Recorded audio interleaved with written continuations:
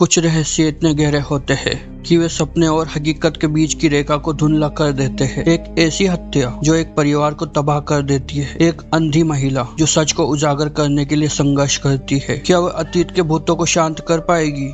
Film की कहानी शुरू होती है आयरलैंड के एक गांव से।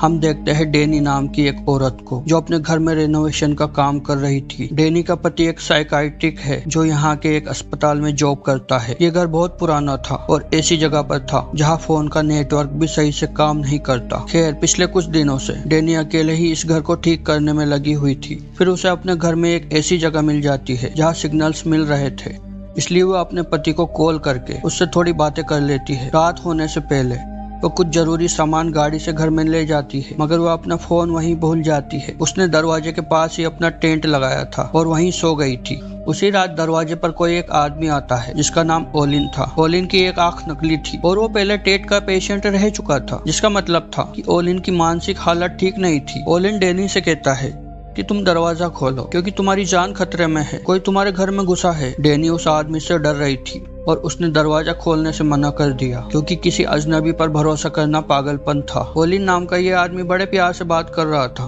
उसके एक्सप्रेशन से भी यही लग रहा था जैसे उसे डेनी की परवाह हो। वह डेनी से कहता है कि अगर तुम्हें मुझ पर विश्वास नहीं तो तुम पुलिस को कॉल कर सकती हो, अगर तुमने ऐसा नहीं किया तो तुम मारी जाओगी। खैर, उसकी बातें सुनने के बाद डेनी दरवाजे की ओर बढ़ती है। अब उसने दरवाजा खोला या नहीं ये तो हमें नहीं दिखाया जाता, लेकिन इसी के साथ हमें एक और सीन दिखाया जाता है जिसमें किसी चीज से ओलिन की बुरी तरह से हत्या कर दी गई थी। और इसके बाद हम ये भी जान पाते हैं कि उस रात डेनी भी मारी गई थी। किसी ने बुरी तरह से उसका कत्ल कर दिया था। यकीनन वो ओलिन ही हो सकता है जिसके लिए डेनी ने दरवाजा खोला होगा। और ओलिन तो वैसे भी एक पागल था और हम ये अंदाजा लगा सकते हैं कि शायद ओलिन पर किसी बुरी शक्ति का साया था और फिर ओलिन को भी उसी बुरी शक्ति ने मार दिया। पर क्या सच्चाई यही है? ये राज तो आगे कहानी में खुल जाएगा। अब हमें कुछ महीनों बाद का समय दिखाया जाता है जहाँ टेड यानी डानी का पति एक एंटिक शॉप में आता है। ये एंटिक शॉप असल में डेनी की जुड़वा बहन डार्सी की है। डार्सी जन्म से ही अंधी थी और वो एक साइकिक भी थी।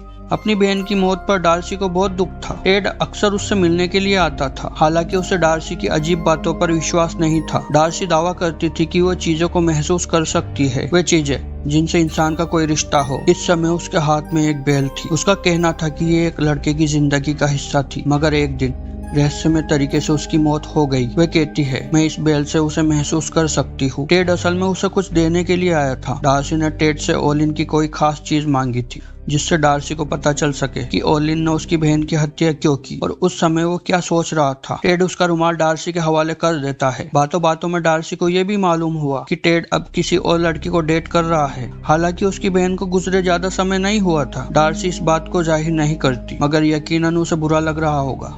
टेड कहता है कि उसका नाम याना है। पहले हम सिर्फ दोस्त थे, मगर अब मुझे किसी की जरूरत है। इसके बाद टेड वहाँ से चला जाता है। शाम को डार्सी अपने घर लौट आती है। वह अपने साथ ओलिन का रुमाल भी लाई थी। वह उसे एक टेबल पर रख देती है और अपना ग्लव्स उतारती है। उसे छूते ही कुछ महसूस होने लगता है। उसने किसी चीज को देखा जिससे वो घबरा गई और उसकी आंखों में आंसू भी आ गए। फिर वो अपने स्टोर रूम में जाती है जहाँ पर एक लकड़ी का बड़ा सा संदूक था। डार्सी उसे देखने लगती है और फिर उसके सामने बैठ जाती है। इस कमरे में कुछ अजीब सा सामान पड़ा था। अब अगले दिन टेड नींद से जागता है। खुद को तैयार करके वो अस्पताल जाने वाला था, मगर याना उसे कुछ तस्वीरें दिखाती है। ये कैमरा असल में डेनी का था जो याना को मिला। कैमरे पर टाइम लैप्स का ऑप्शन सेट था जिससे ये खुद से तस्वीरें लेता। कल रात इसने एक तस्वीर ली और उस तस्वीर में डेनी की परछाई थी। हालांकि उसे मरे काफी समय हो गया था। टेड रात को ड्यूटी करता है जिस वजह से याना को उसके घर में अकेले रहना पड़ रहा था। ये वही घर है जहाँ डेनी की मौत हुई थी, इसलिए उसे अकेले रहने से डर लग रहा था। टेड कहता है कि कुछ दिन उसे एडजस्ट करना है, मगर याना कहती है नहीं, जब तक तुम्हारी शिफ्ट नहीं बदलती तब तक मैं अपने अपार्टमेंट में रह लूंगी। इस पर टेड मान जाता है। याना आज ही जाने वाली थी। खैर, इससे पहले कि टेड अपने काम के लिए निकलता, याना उसे बताती है कि कल रात डार्सी ने एक अजीब सा तोहफा भेजा। ये वही लकड़ी का संदूक था और ये जानकर तो इन्हें और भी हैरानी हुई कि डार्सी बाहर ही खड़ी है। खैर, ये लोग उसे अंदर ले आते हैं। डार्सी को किसी ने इनवाइट नहीं किया था, फिर भी वो यहाँ आ गई। वो यहाँ 1-2 दिन के लिए रुकना चाहती थी। याना को इसमें कोई दिलचस्पी नहीं थी, मगर टेड मना नहीं करता। हालांकि याना को भी जाना था और टेड को भी, मगर डार्सी यहाँ फिर भी रुकना चाहती थी। लकड़ी के उस संदूक में एक तोहफा था। ये लकड़ी का बना बड़ा ही अजीब सा पुतला था जिसे डार्सी ने टेड को दिया। टेड याना से कहता है कि जैसे ही डार्सी चली जाएगी मैं इस चीज को यहाँ से हटा दूंगा, बस तब तक इसे बर्दाश्त कर लो। टेड चला जाता है और कुछ देर बाद याना भी निकलने वाली थी। मगर उसकी गाड़ी की चाबियां कहीं खो गई। वह बहुत ढूंढने की कोशिश करती है मगर उसे चाबियां नहीं मिलती। डार्सी वहाँ आराम से बैठी हुई थी, मानो जैसे वो पहले से ही जानती हो कि क्या होने वाला है। चाबियां नहीं मिलने पर डार्सी याना से पूछती है, क्या तुम अब नहीं जाने वाली? मजबूरन याना को रुकना पड़ता है। संदूक में जो लकड़ी का पुतला था वो अब डाइनिंग टेबल की एक कुर्सी पर था। याना पूछती है कि क्या तुमने इसे निकाला, तो डार्सी मना कर देती है। फिर शाम को याना डार्सी के लिए कुछ खाना लाती है और फिर दोनों के बीच कुछ बातें होने लगती है। याना डार्सी से उसके काम के बारे में पूछती है। ये सुनकर याना को विश्वास तो नहीं होता, बल्कि दिल ही दिल में वो उसका मजाक भी उड़ा रही थी कि डार्सी किसी विच की तरह जादू टोने पर विश्वास करती है। डार्सी पूछती है, तुम्हें इस घर में कैसा महसूस होता है? तो याना जवाब देती है, कुछ खास तो अच्छा नहीं लगता, जो भी आपकी बहन के साथ हुआ। इस पर डार्सी उससे एक सवाल पूछती है, अगर कोई अजनबी तुम्हें दरवाजा खोलने को कहे तो क्या तुम दरवाजा खोलोगी? याना जवाब देती है, मैं इतनी बेवकूफ नहीं। ये सुनकर डार्सी को गुस्सा आ जाता है। वो कहती है कि मेरी बहन बेवकूफ नहीं थी, उसने दरवाजा नहीं खोला, असल में उसे ओलिन ने मारा ही नहीं, ये काम किसी और का है। ये सुनकर याना हैरानी से पूछती है, अगर ओलिन जैसे पागल ने उसे नहीं मारा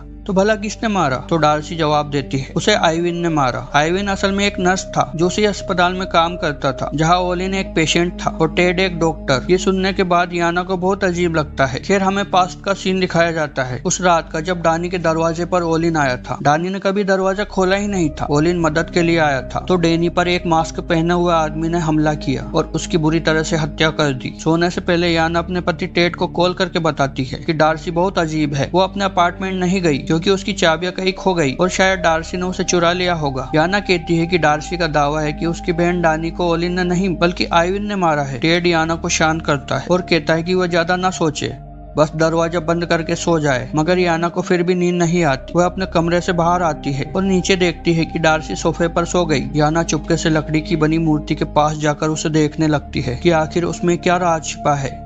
उस पुतले के सिर में 5 छेद थे। याना उसे देखने लगी। एक छेद में उसे डार्सी और डेनी की तस्वीर मिली, दूसरे में एक दांत और तीसरे में खून। याना और देखने वाली थी, तभी डार्सी जग गई। वह गुस्से में याना से कहती है, सब कुछ वापस रख दो। खैर याना सब कुछ वापस अपनी जगह पर रख देती है। यहाँ कहानी थोड़ी कंफ्यूजिंग हो जाती है क्योंकि समझ नहीं आता कि सब कुछ डीमन से जुड़ा है या किसी रिचुअल से, या फिर ऐसा कुछ है ही नहीं।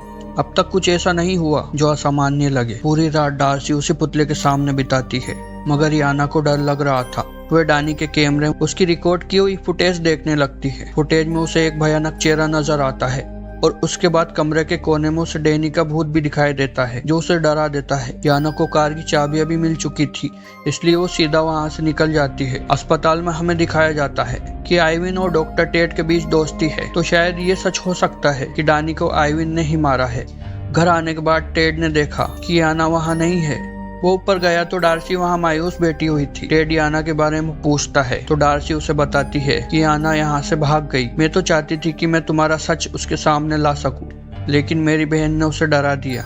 डार्सी कहती है, वो तुम ही थे जिसने मेरी बहन को मारा। तुम्हें याना से प्यार हो गया था, तुम्हें बस मेरी बहन की जायदाद चाहिए थी जो उसने पहले ही तुम्हारे नाम कर दी थी। मैं यही समझती रही कि किसी पागल इंसान ने उसे मारा, इसलिए मैंने ओलिन से बदला लिया, मगर वह तो सच में मेरी बहन को बचाना चाहता था। मुझे पता है कि तुम मुझे मारने के लिए किसी को भेजोगे, लेकिन अच्छा यही होगा कि तुम उस कातिल को यहाँ भेजो। इस पर टेड कहता है, आखिर तुम ऐसा सोच भी कैसे सकती हो? ये सब तुम्हारे दिमाग में आया कैसे? अगर तुम्हें मुझ पर शक है तो चलो उस डिटेक्टिव से बात कर लेते हैं जो डैनी के केस पर काम कर रहा था। मगर डार्सी को उसकी बातों पर विश्वास नहीं था। टेड ये कहकर चला जाता है, मैं ये फोन यहाँ रख रहा हूँ, मैं उसे कॉल करके बताता हूँ ताकि वह तुम्हें सारी बातें बता सके। जैसे ही फोन बजे तुम्हें उसे उठाना होगा। ये कहकर टेड वहाँ से चला जाता है। मगर हमें एक ऐसा सीन दिखाया जाता है जहाँ टेड आइविन के साथ मिलकर डैनी की मौत का प्लान बना रहा था। आइविन तो था ही एक पागल और सनकी इंसान, उसे इस सब में मजा आता था। टेड को बस पैसों से मतलब था। टेड की बातों पर ही आइविन ने डैनी का कत्ल किया। मगर सवाल ये है कि इस सब में ओलिन कहाँ आता है? माना कि ओलिन की मानसिक हालत ठीक नहीं थी, मगर इसके अलावा वो एक अच्छा इंसान था।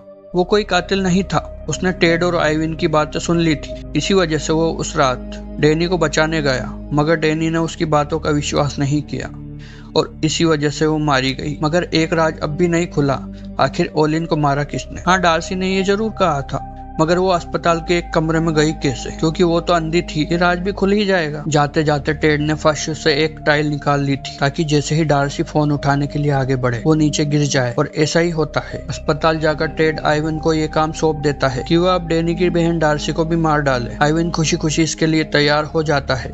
टेड ने पहले से ही अपने फोन पर कॉल मिला दिया था। जैसे ही डार्सी फोन उठाने के लिए आगे बढ़ती है, वो नीचे गिर जाती है। आइविन वहां आता है तो उसकी नजर पहले लकड़ी के उस पुतले पर पड़ती है और फिर डार्सी पर, जो बुरी तरह घायल हो चुकी थी। खून ज्यादा बह जाने के कारण डार्सी की जल्द ही मौत हो जाती है। मगर यहाँ पर एक नया ट्विस्ट सामने आता है, क्योंकि इस फिल्म में सुपरनेचुरल चीजें भी होती है। डार्सी को अपनी मौत का पहले से ही पता था। उसके बलिदान से एक रस्म पूरी हो जाती है और लकड़ी का पुतला अचानक से जिंदा हो जाता है। उसने आइविन पर हमला किया। जब आइविन की आंखें खुलती है तो अस्पताल के बिस्तर पर बंधा हुआ होता है। टेड उसके सामने खड़ा होता है। टेड ने डार्सी की हत्या का इल्जाम आइविन के सिर पर डाल दिया था। आइविन गिड़गिड़ाता है कि वो किसी को कुछ नहीं बताएगा, बस उसे छोड़ दे। मगर टेड कहता है कि शक मुझ पर ही आएगा कि मैं तुम्हारे जैसे पागल को पहचान क्यों नहीं पाया, और भला तुम्हारी बात पर कौन यकीन करेगा कि लकड़ी का एक पुतला जिंदा हुआ और उसने तुम पर हमला किया। टेड एक धोखेबाज इंसान था जो बहुत चालाकी से लोगों का इस्तेमाल करता था।